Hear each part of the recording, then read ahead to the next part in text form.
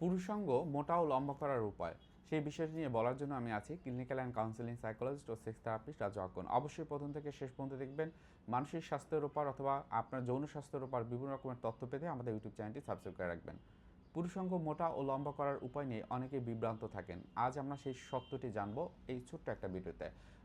মূল যে সত্য সেটা হলো প্রাকৃতিকভাবে এবং স্থায়ীভাবে বড় করার কোনো সহজ উপায় এখন পর্যন্ত নেই। অনেক সময় মানুষ বিভিন্ন রকমের ট্রাই করে। আমি যখন ছোট ছিলাম তখন আমি দেখেছি, আমি যখন প্রাইমারি স্কুলের পাশ থেকে যেতাম, হয়তো বা প্রাইমারি স্কুলের ঠিক অপোজিটে এরকম বিভিন্ন রকমের শাসা তেল, বিভিন্ন রকমের গাছগাছালির তেল, বিভিন্ন রকমের পশু পাখির তেল, এগুলো বিক্রি করতো। অনেকে দেখতাম যে একটা নির্দিষ্ট পরিমাণ টাকায় সেটা ক্রয় করতো। এবং হয়তোবা অনেক সময় ছোটদের ক্ষেত্রে বলতো যে তুমি বিছনায় প্রস্রাব করো, অথবা তুমি যখন নদীতে গোসল করো তখন তুমি প্রস্রাব করে, এটা একটা তোমার সমস্যা। এবং সেটি দিয়েও তাদের ভিতরে একটা অ্যাংজাইটি তৈরি করতো এবং তাদেরকে এই বিষয়টি নিয়ে হয়তোবা অনেক অ্যাংজাইটি যখন হতো, বাবা মার কাছে থেকে টাকা পয়সা নিয়ে তারা হয়তোবা এই ধরনের যে তেল বা ওষুধ এগুলো তারা কিন্তু নিত।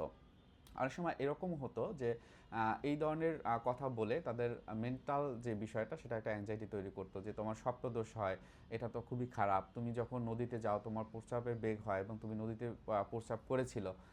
এই যখন বলা হয় তখন কিন্তু তাদের মাইন্ডটা হ্যাক হয়ে যায় এবং স্বাভাবিকভাবে তারা কিন্তু এই ধরনের যে ওষুধ অথবা এই ধরনের তেল তারা কিন্তু কেনে। মূলত এই যে তেল, পিল, হার্বাল মেডিসিন, এগুলো কিন্তু আপনি যদি ট্রাই করেন এটা আপনার খুব বেশি, অনেক বেশি আপনাকে সাহায্য করবে সেটা কখনোই না। অনেক সময় অনলাইনে বিভিন্ন রকম এক্সারসাইজের কথা জানে, সেটাও আপনার লিঙ্গের আকার আকৃতি বড় করবে বা মোটা করবে, এই বিষয়টা কিন্তু একদম 100% সঠিক নয়। এগুলো অধিকাংশের ক্ষেত্রেই কিন্তু কাজ করে না। আজকে ভিডিওটি সেটাই বলছি। কিছু বাস্তব দিক আছে, যেমন ওজন কমলে লিঙ্গ তুলনামূলক একটা বড় দেখায়। অনেক সময় স্বাস্থ্য ভালো থাকার কারণে ইরেকশনও কিন্তু ভালো হয়। অনেক সময় অনেকের পেট বড় হয়ে গেলে সেক্ষেত্রে চর্বির কারণে হয়তো বা তার লিঙ্গের সাইজটা বোঝা যায় না। তখন অনেকে আপনারা কিন্তু বলেন যে আমার পেনিস আস্তে আস্তে ছোটো হয়ে যাচ্ছে। সো এই বিষয়গুলো সম্পর্কে সচেতন একটা ধারণা আপনাদেরকে অবশ্যই নিতে হবে। মেডিকেলের বেশ কিছু অপশন আছে, সেই হয়তো বা এর মাধ্যমে আপনি লিঙ্গ মোটা করা বা লম্বা করা সেটাও আপনি করতে পারেন, কিন্তু সেটা অবশ্যই ন্যাচারালভাবে হবে না। অনেক সময় এটা থেরাপির মাধ্যমে নেওয়া হয়, অনেকে পি শর্ট নেন, অনেক সময় মেয়েদের ক্ষেত্রে ও শর্ট নিতে হয়। সো কিছু সার্জারি আছে, কিছু ঝুঁকি আছে এবং পার্শ্ব প্রতিক্রিয়াও আছে, সেগুলোকে আপনার মেনে নেওয়ার একটা মন মানসিকতা তৈরি করতে হবে যদি আপনি এটা ন্যাচারালভাবে না করতে চান। অনেক সময় মনস্তাত্ত্বিক যে দিকটা সেটা হলো আত্মবিশ্বাস ও পার্টনার সাথে যোগাযোগের যে অবস্থানটা, সেটা সবথেকে গুরুত্বপূর্ণ।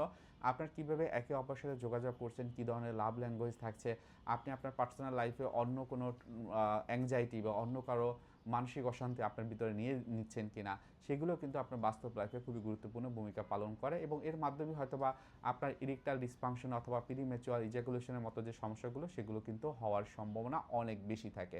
শুধু সাইজ না, আপনার মানসিক এবং শারীরিক স্বাস্থ্য সবথেকে গুরুত্বপূর্ণ, এটা আজকে আপনি লার্নিং হিসেবে নিতে পারেন। মানসিক সুস্থতার কারণে ভালো থাকার জন্য হয়তো বা অতিরিক্ত দুশ্চিন্তা এড়াতে আপনার বিভিন্ন রকমের রিল্যাক্সেশন এক্সারসাইজ আছে, সেগুলো নিয়ে আমাদের ইউটিউব চ্যানেলে বিভিন্ন রকমের ভিডিও আছে, সেগুলো দেখে নিজে নিজে প্র্যাকটিস করতে পারেন।